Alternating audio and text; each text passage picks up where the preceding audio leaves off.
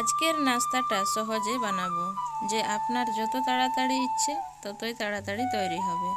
এর জন্য মাত্র গুনে গুনে 3টি উপকরণ লাগবে: আটা, চিনি ও তেল। তেলটা সরষেও নিতে পারেন, আবার রেপসিডও নিতে পারেন, তবে এখানে আমি সরষে তেলটাই ব্যবহার করেছি। প্রথমে তাওয়াতে অল্প সরষে তেল দিলাম, এরপর আটা ও চিনির যে ব্যাটার মেখে রেখেছিলাম সেটা দিলাম। ভালো করে গোল করে রুটির মতো তৈরি করলাম। আপনারা অন্য কোনো শেপও দিতে পারেন, আমার এই শেপটাই সহজ মনে হয়েছে তাই এটাই বানালাম।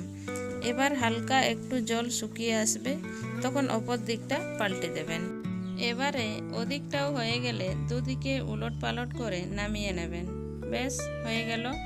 চায়ের সঙ্গে অথবা তরকারির সঙ্গে পরিবেশন করুন। আরেকটা বানিয়ে দেখাচ্ছি। সকাল সকাল কোনো কাজে যাওয়ার আগে এই নাস্তাটা পরিবেশন করে যাবেন। অনেক তাড়াতাড়িও রান্না হয়ে যাবে, আবার খেতেও খুব সুস্বাদু লাগবে।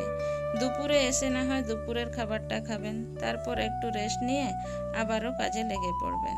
ভালো লাগলে পাশে থাকুন। ধন্যবাদ।